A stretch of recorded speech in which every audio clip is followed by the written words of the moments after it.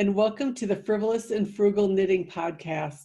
We're two sisters who share our fondness for knitting, the things that we create, and the community of knitters that we're surrounded by. And we do it all with a little twist of both the frivolous and frugal. I am Frivolous Dawn. I am fourth of 8 in our family's birth order.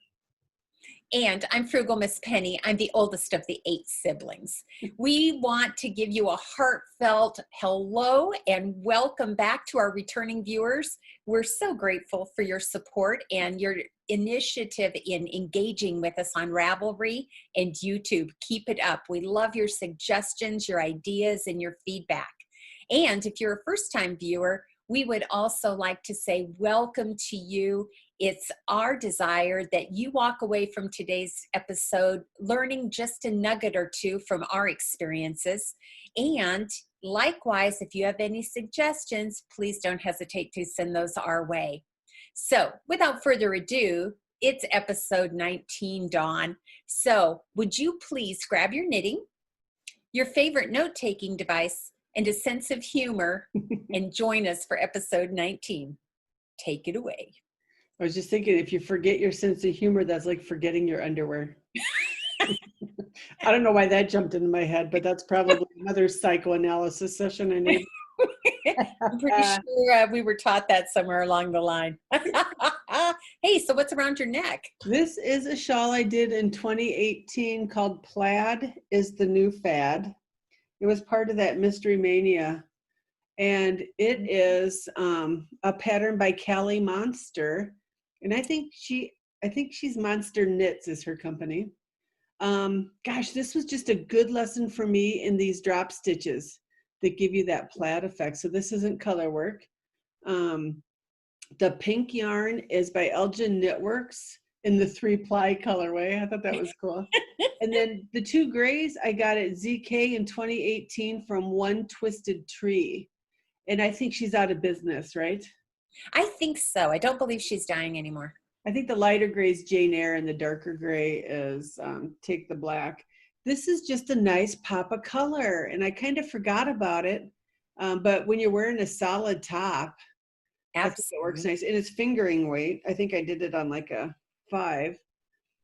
Just some nice little different techniques that you use. So you use the term dropped stitch. So when I think of a drop stitch, it's something that accidentally falls off my needles. That's exactly. It's not a drop stitch. It's a slipped stitch. It is. Yes. No, I drop stitches too, but not on purpose. I don't know if you can see this. Let's see if I can get it closer. You see those long horizontal gray bars? Yeah, I do. You can slip your finger Oh behind my goodness. Okay, you can't tell that when you're holding it up. No. And so I worry a tad about snagging it. Right. But it's a nice way to get a plaid effect if you don't want to do color work. Now, I don't mind doing color work. I'm not good at it, but I don't mind it. But this was a good lesson on slip stitches. And I think a lot of people today are doing mosaic knitting, which is kind of along that same philosophy. So, Dawn, that looks very pretty like that. It's kind of like a Jackie Onassis collar there, which is right up your frivolous alley. I love her. Anyway, what's around your neck?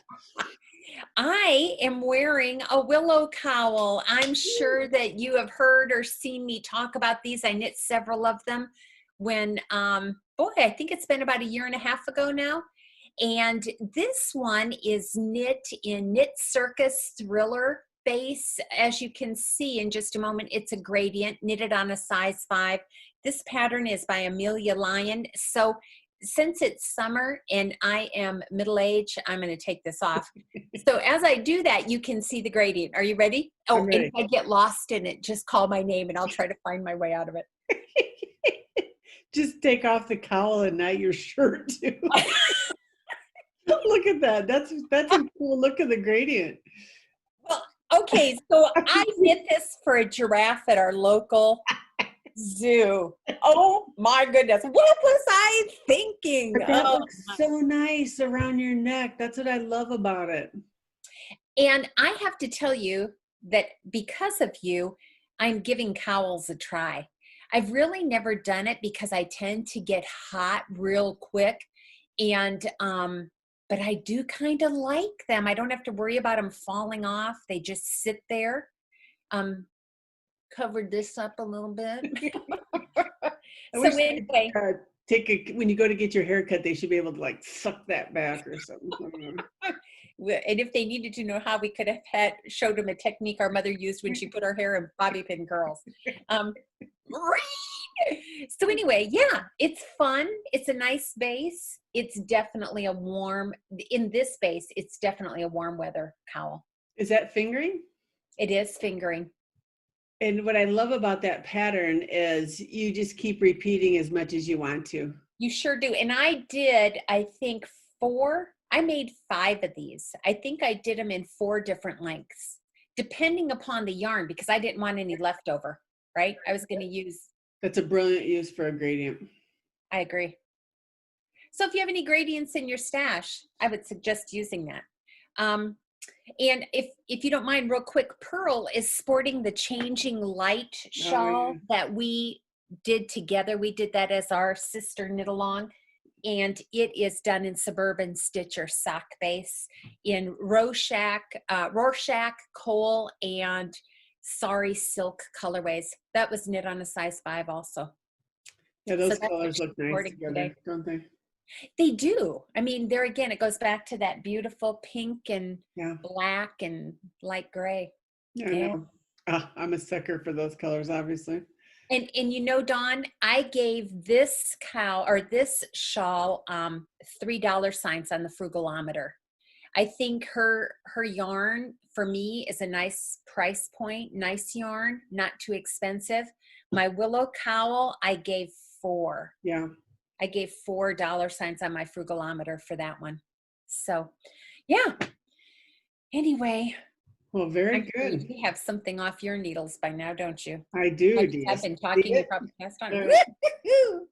So I finished Melanie Berg's Together Apart, and I'm hoping this white background helps. But I had no idea it was going to be this big. Okay, keep going. We want to see it. Right. Tip to tip. Oh yeah, it's lifting it up. You can see that lace. You can see that lace better, can't you? Yes, you can. And it goes, and it goes. My goodness. That lace. Oh, look at that. That is actually a good visual of that lace, but it keeps going. Now, for those of you who are astutely saying what's wrong or what's on that shawl, you're absolutely right. I am blocking this, and I didn't block aggressively because of that lace. I didn't want to distort it. Right. All of a sudden, I see the yarn start to pull right here. And it's either a drop stitch or the yarn gave way. I'm not sure, but that is what I do when that happens. I don't want to stop and fix it right then because this is wet. Right. So I just put in one of those light bulb self-closure pins.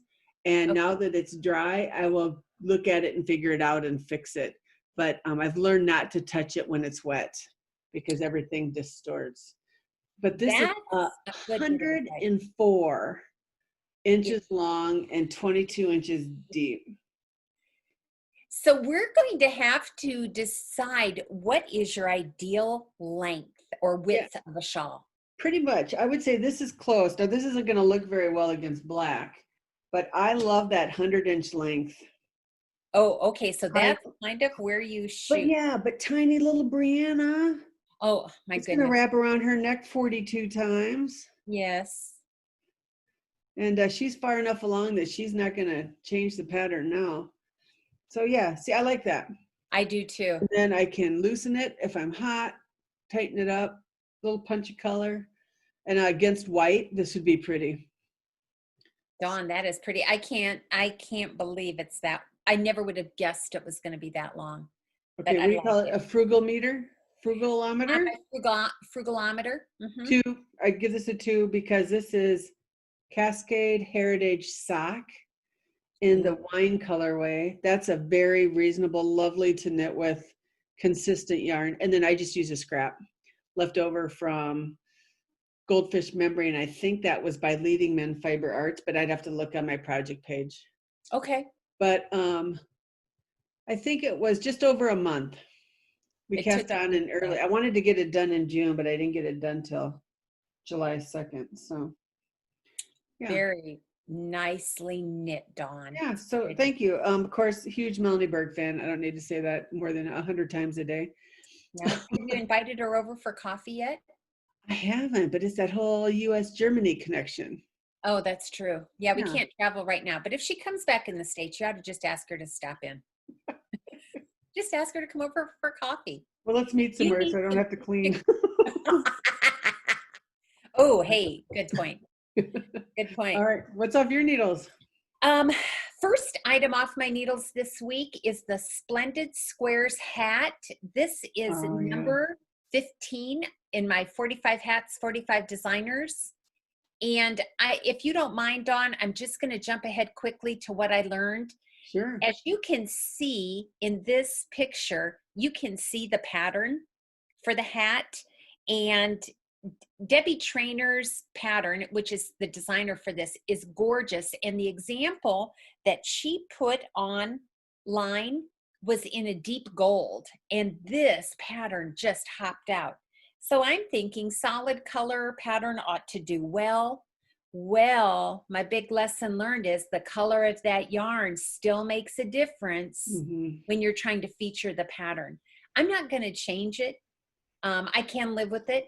I don't know that it pops like I would like it to, but it's going to a gentleman in our family. And I think it'll be enough variation that it's not too much, if that makes sense. And I knit it in Cascade 220 Superwash in the jet colorway. Hey, let's put a pink pom-pom on it when we send it. He'll know that Auntie Dawn had something to do with it. He will know in a heartbeat. And you know what? He would wear it just for you. He would wear it. Okay. So that's the first item that I have. I would suggest trying the pattern. Very easy to read. It went well. Very good. Frugalometer? On the frugalometer, a $1 sign. I think Cascade 220 is, you know, you might be able to eke that up to $2 signs. It's a little bit more than Plymouth Encore, but it's just a workhorse yarn, very affordable. And I've used it for years. So, yep, I would give it a 1, possibly a 2. What's off your needles besides that beautiful Together Apart shawl? This is a UFO I just picked up at the end of the month. So unfinished objects for UFO. And this was a cowl. You know, I think I showed it last week. It's called the Hawthorne cowl by Circle of Stitches. I think the yarn she recommended was worsted, and this is bulky. So I went up 2 needle sizes and dropped down some stitches, but it's still, in hindsight, a little too wide for me. But what a beautiful first brioche in the round. So this variegated that you see is a Cascade 128, very, again, very price pointed for learning. So that was good. And then the solid is a Cascade 128 as well. So here it is on the, what I would call the right side out. And you can see that it kind of patterned. It does. I don't know if I like that or not, but there's the opposite side. So when you hear that brioche is reversible, it is until this, where you catch that line when you first start. So I'd have to figure out if there's a way to, I don't even know if there's a way to diminish that. But if you're wanting to learn brioche, I would do brioche flat, maybe first, a very simple 2-color scarf, and then do it in the round.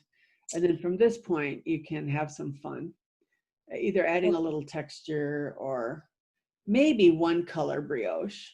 But to me, 1-color brioche is hard to read until you've learned to read the brioche stitches. So I think I must have started this thinking I was going to, well, maybe I just did it to learn brioche better. But size 10 needles. I haven't worked on size 10 needles in a long time. So yeah, this will probably go in the gift box. Oh, yeah. Do us a favor though, Dawn. Keep a list of those progressive brioche patterns. If you could do that, because you know I'm gonna jump into that at some point as soon as I get through my hats, and it would be a great way I could test that out and see how it works going flat in the round. And then we can offer that up to our viewers. There's a pattern I'd like to try next, whenever I have time to add more patterns. It's a one color brioche scarf, long scarf. And the pattern's written in whatever weight you want to use. Oh, wow. So everything from lace to bulky. And the pattern she picked, or the yarn she picked, was a gradient. And I have a beautiful light to dark gray gradient. So I may try that one and see how that works. But that's one color again. So in theory, so. Right. And if I remember correctly, you said you wouldn't recommend using one color to begin brioche because you can't learn to identify the stitches. Is that right? That's exactly what I thought. Okay. I took one of my first brioche classes was a cowl. I should bring that sometime. But it started off like the first third is one color brioche, and then the bottom 2/3 is two color brioche. Oh. And I don't believe I've seen that one. Oh yeah, it's pretty. I think I'd have flipped it though if I were to have to teach that class. I teach the two color brioche first. And then you could either finish it off like that, or if you wanted a challenge, move to one color. But oh, that's cool. Yeah, who knows? What am I? I haven't taught the class, so. You have taught brioche, I think, haven't you? Well, incognito. In a closet somewhere. Yes.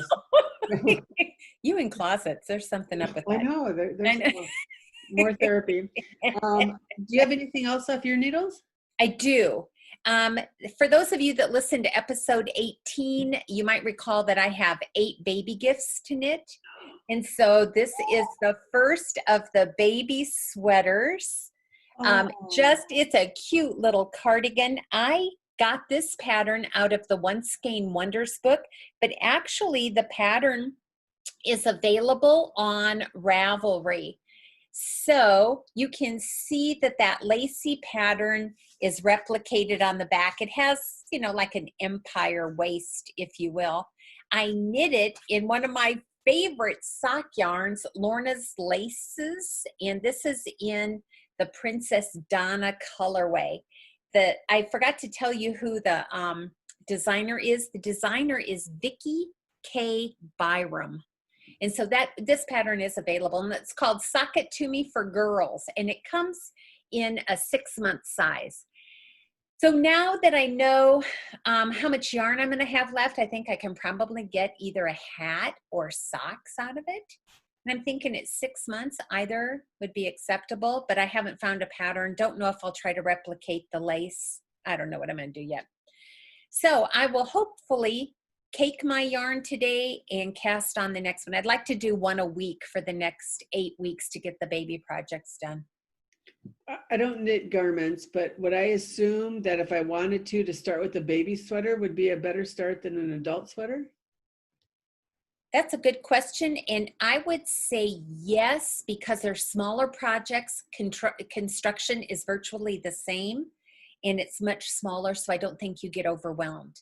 Okay. These are raglan sleeves that are knit separately. You put the live stitches on holders and you'll knit one sleeve and then you'll do the back of the sweater and then you'll knit the second sleeve. I think that's a great technique to learn. You're doing increases and decreases for the raglan, increases actually.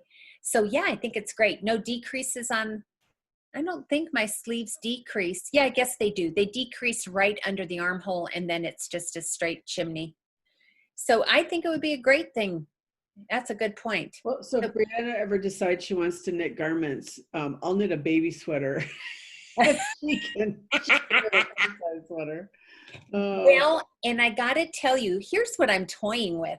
I thought about knitting 6 of the same sweaters because familiarity would breed some efficiency, but I'm almost tempted to do 6 different sweater patterns. So if I do that, then I can tell you which ones I think would be better if she decides to do a garment. Yeah, she's not mentioned garment knitting yet, but she's progressing fast. So she is. She's faster than I did when I first started knitting. Me too. What's on your needles? So I was just changing patterns. Look at this. This is Herbivore. by Oh, Stephen West. no. Oh. Some of us at Magpie's Cottage are doing it virtually. And interesting, it's got a very easy to see center spine. But I use this kind of stitch marker a lot where I designate right side. Does it say RS? Yeah. I have a right side and a wrong side one. But this one, I bet I had to do that cast on 7-8 times because I had a hard time reading these stitches until I could see the pattern. Got it. So once I established it, this is a twisted rib. This is one of his first patterns.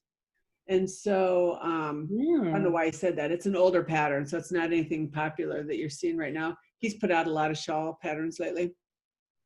Comes in 2 sizes. He has the pattern written for either fingering or sport. And we have gals doing both.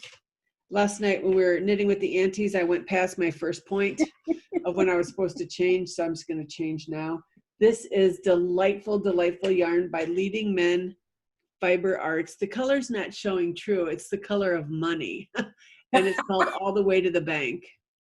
Appropriate for Frivolous Dawn. And this is their monologue base, and it is 65% merino. Hold on.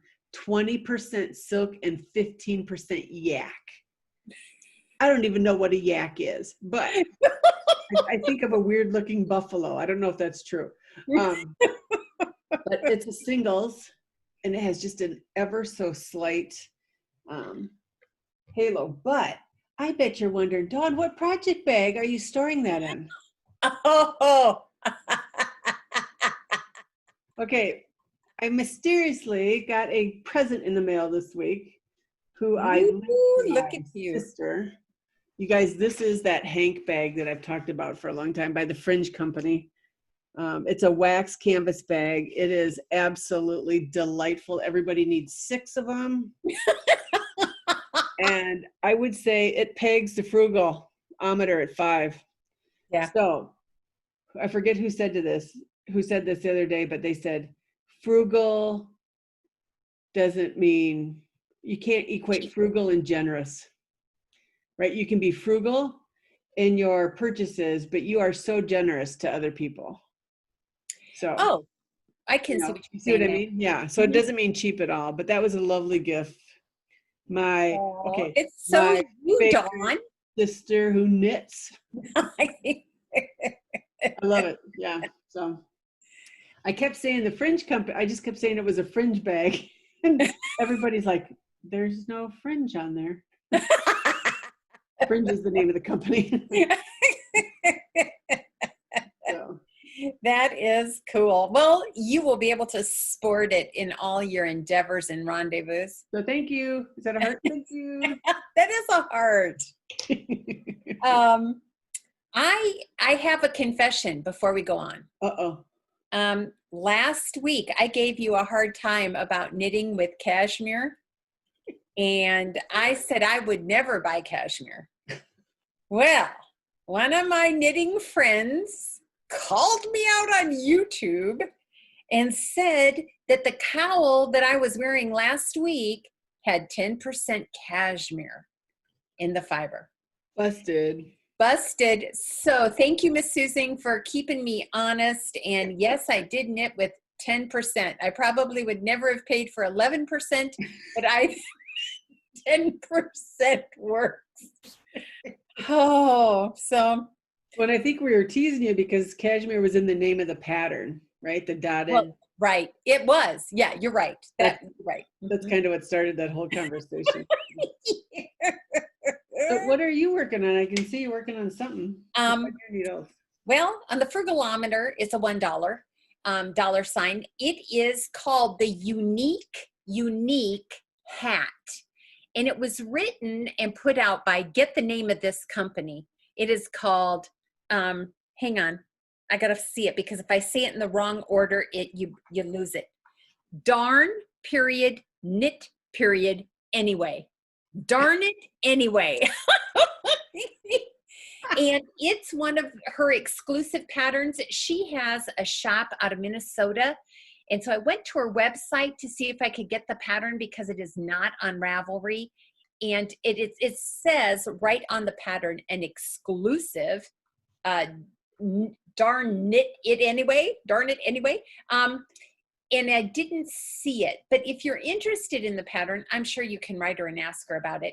The reason I selected it, it was written for 2 self-striping yarns, and this is hat number 16, but I didn't want to break up 2 self-striping yarns, and I have a self-pattern Encore color spun.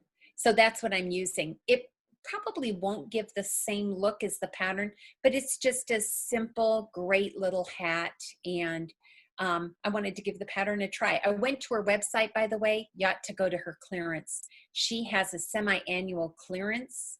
And if you need some yarns, I think hers are very reasonably priced. So check her out. Wow. So a self-striping worsted? Yeah, it's actually, I'm going to correct myself. It's self-patterning. Yeah. So here it is. Isn't that just fun little girl colors? Why did I not know about this yarn? Well, I looked on the ball band. They have ordered it several years ago. Anyway, yeah, it's been in a stash. And so I thought, I'm just going to knit a hat out of it. I want to see what it looks like. Perfect little girl hat. Yeah. So next week, hopefully it'll be off my needles and I'll share that with everyone. Do you have anything else on your needles? Well, there goes a project bag. Oh yeah, this is by Joanne at Magpie Fiber. Magpie Cottage. I always say it's Magpie Cottage in Sheboygan Falls. We'll put the link to their shop in. This was the number that was selected for the July UFO. And this is how much I had done. So this is the Pine Star hat by Mary Jane Mucklestone. And let me show you a picture. Well, just mentioning her name screams Fair Isle to me. Is that it? It is, yep. Oh, Dawn. And this was a kit sold. I'm going to guess it's 2018 maybe. She did a collaboration with Willow Cowl. So that's Susan B. Anderson's yarn. And you just bought the kit and it included the yarn you needed for that. And it was the first time I never thought about the kit. I thought I'd get 100-gram skeins, but you only got enough for the hat. So that's probably some brilliant marketing. Right. But I just literally started the color work, first row. So I am trying to do that two-handed color work. So I'm a thrower, so that picking is hard for me in the sense that my tensions are not the same. So I have to be very cognizant of it. But I think I did the rim with size 5 and I'm jumping to 8 for the color work is what the pattern says. And I did change this a little bit. I love it when there's that dark color at the bottom. So they had a more of a striped kind of brim. And if I recall right, it feels like it's twisted. But this is a worsted Barrett Woolco's Wisconsin woolen spun. And I should know what woolen spun is. I've heard it described a million times. It's a woolly wool. Oh, so it is not. Is it? It's not like Lopi that to me is very rustic. This would be in between. So smooth and nice to work with, but it's not soft or soft, real soft. But and maybe because it's a hat, that's all right because it's not going to be up against your skin. And who knows when you wash it? Oh, that's true. So you didn't swatch? I didn't what? You didn't swatch it? It's a hat. No, Just I don't swatch. Someday I suppose I'll have to for some reason, but until then I'm not going to. I just hear the horrors of swatching. So that's my July UFO, and I'm hoping that that won't take too long. And you can buy the pattern on Ravelry.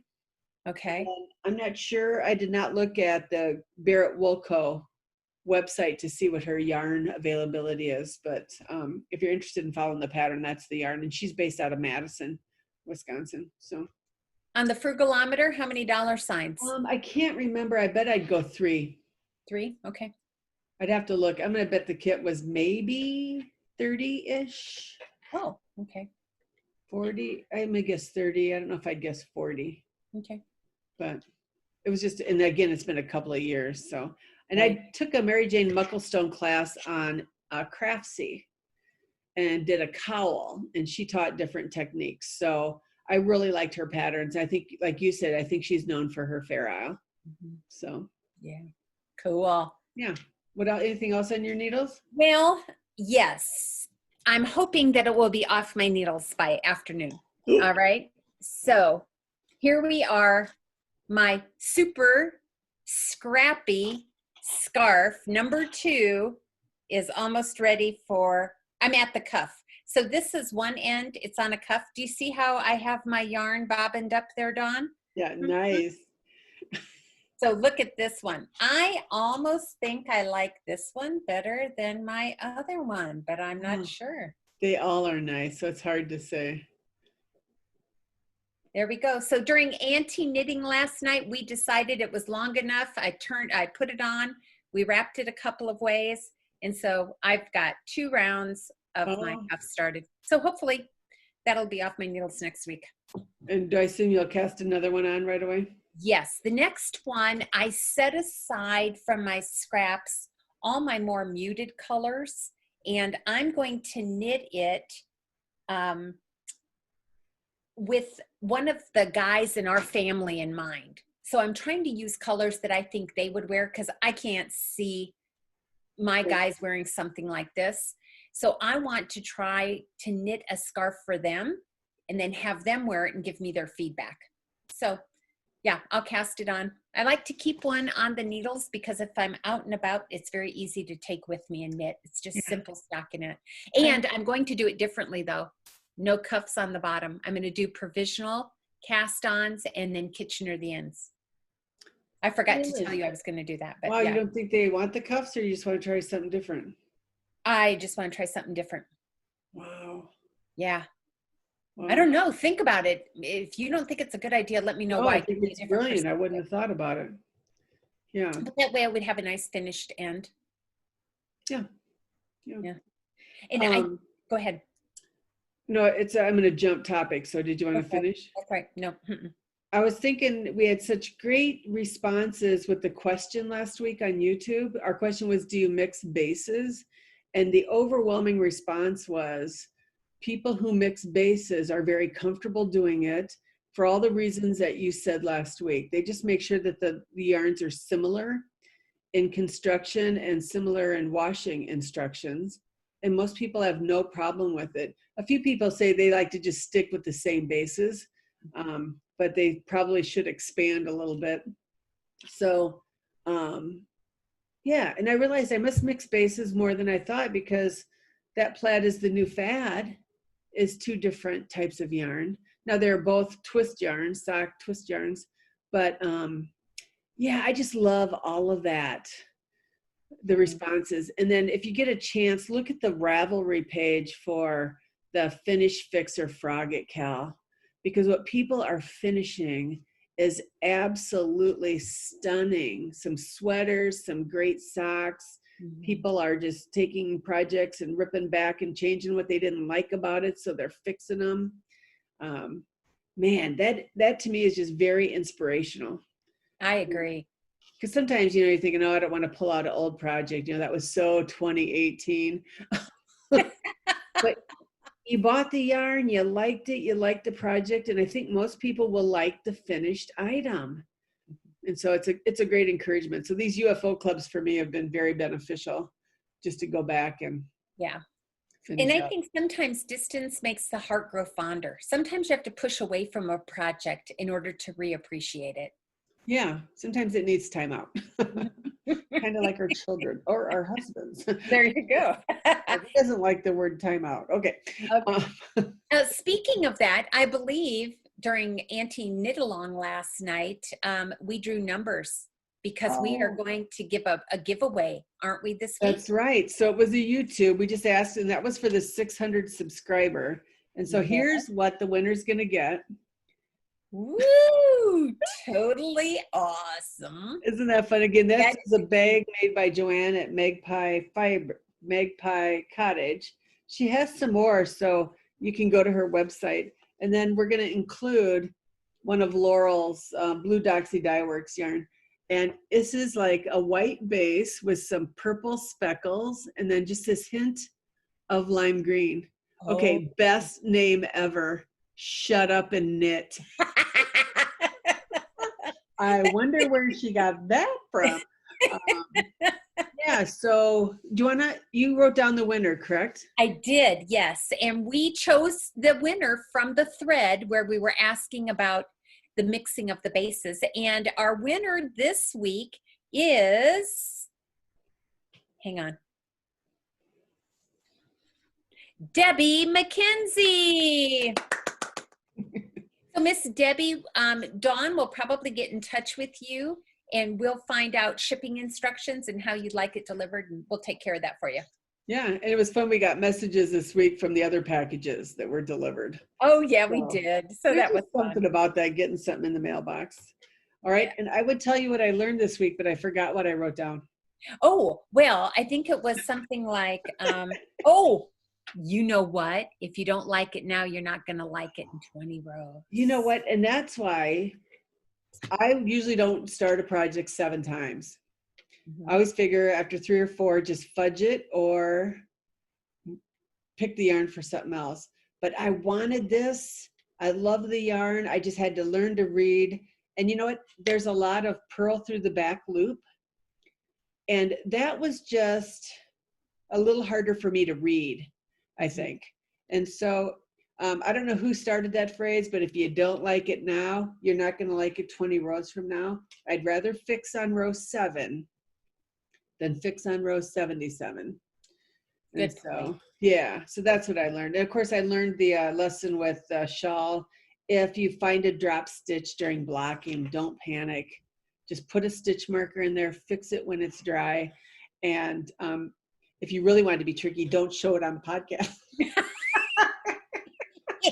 Or if you really want to be tricky, use a stitch holder that blends in and you don't even have to fix it. Not that I haven't done that with a couple shawls. That would be no fun. So nobody notices, Dawn. That's the brilliance. I've got a couple like that. No one has ever said, oh, by the way, what's that shiny metal thing that looks like a light bulb in your shawl? No, because it matches the color. Life goes on. It's not going to matter in the scope of eternity, right? That is brilliant. And the last thing I'll just share quick is, last weekend I did the virtual Zombie Knitpocalypse 2020. Yes. So it was the at-home version. And it was fascinating for me to listen to designers and how they design. I got to be part of a podcast discussion. So it was fun to talk to podcasters who have been at this for a while, who have lots of subscribers. But to know that we all have the same questions, what lights do you use? What software do you use? How much time do you put into it? So that was delightful to meet other podcasters and to meet other people too. So that was good. And I bought nothing, 0 at you are our honorable mention. 0. I'm very proud of you. I think I had a little bit of that overwhelmed. I don't overwhelm like often, but so much color, so many options, all trying to show up on a computer screen. I just had that analysis paralysis or whatever they call it. So a lot of them gave us codes if we wanted to shop for the next month. So if I'm needing something, I may do that. But for now, you know what? I have this yarn. I have the yarn coming. The one skein of yarn I ordered for our next project, which is Festival of Stitches. So I hate to say this, I'm kind of content. You're on the right road. I don't know about that, but if it looks a bit unfamiliar along the way, just let me know. Well, and I think it was Math Patty who said when she went through her stash, she always calls it she stirs her stash. You realize how much lovely yarn you have in your own home. And you know what? We've been buying for years. I've been buying for years, and I have some absolutely delightful yarns that I should be using because I liked them when I purchased them. So that's what I learned this week. And those are some powerful lessons. So thanks for sharing that with us. We appreciate it. And we'd like to see what you're knitting. So we'd like to invite you to our next virtual knit night, the Frivolous and Frugal Knit Night. That's going to be Saturday, July 11th from 7 to 9 p.m. Central Standard Time. And we will post the link in our Ravelry thread. I think we'll probably just keep the same thread and post a different link. It'll have a different meeting number and a different password. And we'll get that up, maybe an hour or so before we meet. And we'd love to have you join us. Yeah. So if you have time available, even if you just want to pop in and say hello, we would love to meet you. So July 11th from 7 to 9 p.m. Not January. We'll probably still be in COVID restriction in January.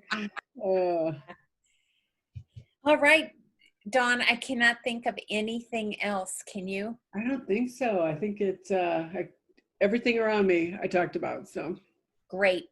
So would you just let everyone know how they can find us on social media?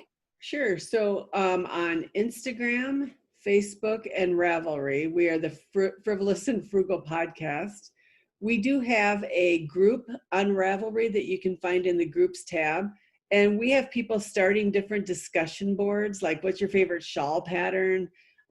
So yeah, really starting to get pretty active over there. So that is fun to see. That is also where you can participate in the hashtag finish, fix, or frog at Cal.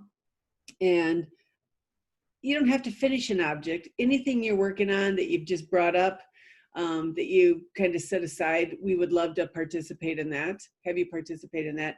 And then in the show notes, both here and on Ravelry, Penny posts our email addresses on Gmail if you want to get a hold of us that way. So we're probably most active in Ravelry. I would think. So that's probably the best way to catch us, or at least ask a question that we can talk about. Well, until next time, we hope that your week will be filled with a sweet mix of the frivolous and frugal, and we can't wait to see you for episode 20. Have a great week. Yep. Bye-bye. Bye.